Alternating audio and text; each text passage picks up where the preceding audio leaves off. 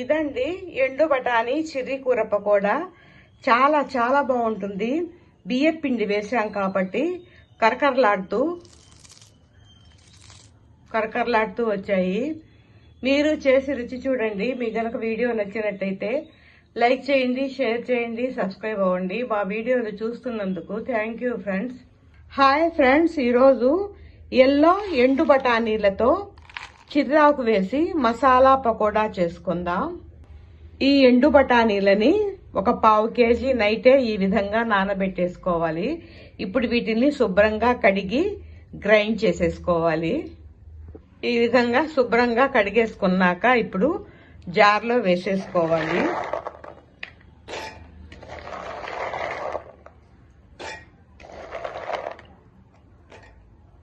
దీనిలో పచ్చిమిర్చి, అల్లం ముక్కలు, జీలకర్ర 1 స్పూను, సాల్ట్ సరిపడినంత వేసేసుకోవాలి. 1 అర స్పూను ధనియా పొడి, 1/2 స్పూను గరం మసాలా పొడి కూడా వేసి దీన్ని కచ్చా పచ్చాగా గ్రైండ్ చేసేసుకోవాలి. ఈ విధంగా గ్రైండ్ చేసేసుకోవాలి. అంతా ఈ విధంగా గ్రైండ్ చేసేసుకోవాలి.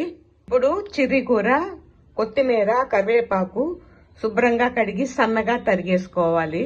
శుభ్రంగా కడుక్కున్న చిర్రీ కూరని సన్నగా తరిగేసుకోవాలి.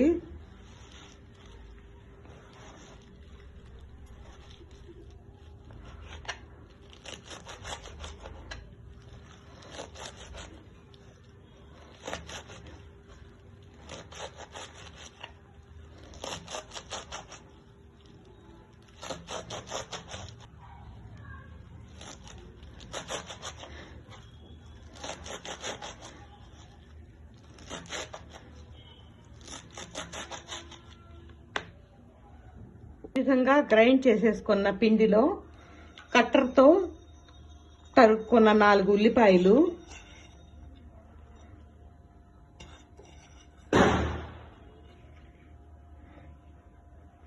తరిగిన చిర్రీ కూర, కొత్తిమీర, కరివేపాకు,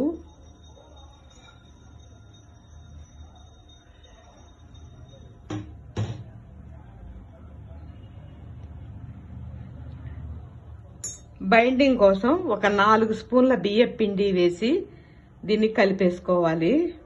నీళ్ళు అస్సలు పట్టవండి. ఈ విధంగా కలిపేసుకోవాలి. ఇప్పుడు దీని మీద మూత పెట్టేసి ఒక 10 నిమిషాలు ఇట్టే పెట్టేసుకోవాలి. ఆకంతా మెత్తబడుతుందండి. ఇప్పుడు పిండి బాగా మెత్తబడి లూజ్ అయ్యిందండి.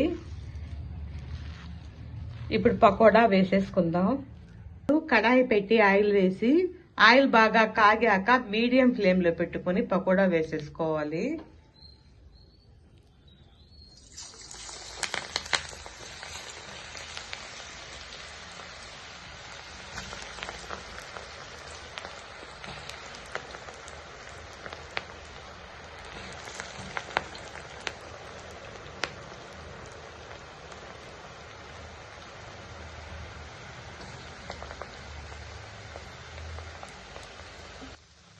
కొద్దిగా వేగాక కలపాలి. మీడియం ఫ్లేమ్ లోనే ఫ్రై చేసేసుకోవాలి. ఇది వేగిపోయిందండి. ఇప్పుడు తీసేసుకోవాలి.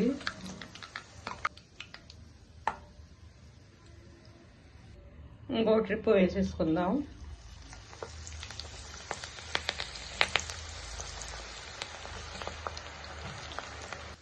ఇవి కూడా వేగిపోయాయి, తీసేసుకోవాలి.